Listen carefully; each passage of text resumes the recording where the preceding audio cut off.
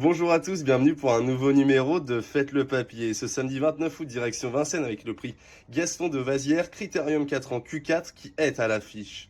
Dans cette épreuve qualificative au prochain Critérium, 13 des meilleurs pouliches âgés de 4 ans s'affronteront sur la distance de 2700 mètres. Le départ de ce Quintet Plus est prévu à 15h15. On passe tout de suite à mes préférés.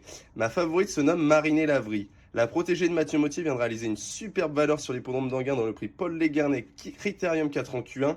Et pour cause, alors qu'elle a beaucoup consommé durant le parcours et a tardé à pouvoir trouver l'ouverture dans la ligne droite d'arrivée, la fille de Singalo a échoué du minimum pour le succès après développement de la photographie. De nouveau déférée des 4 pieds et extrêmement régulière, elle devrait jouer activement la victoire. Je lui oppose Mystique des Forges. En dernier lieu, la pouliche de la famille Ploquin a remarquablement tenu sa partie dans la course de référence, la Q1, disputée sur le plateau de Soisy.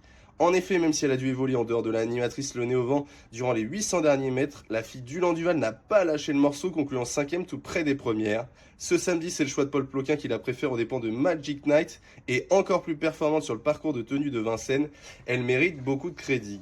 Ensuite, je fais confiance à Mostrat de Banville. Difficile de faire son entraînement de la famille Duval d'Estaing tant il ne cesse de truster les victoires.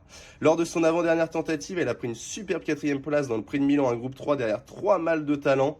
Mac de Blary, Golden Joe ou encore Maestro Vry. Fautive en dernier lieu du côté d'Anguin, elle sera plus à son aise sur la grande piste de Vincennes et devrait se racheter. Enfin, Metidja sera ma 4ème base au départ de ce Quintet Plus.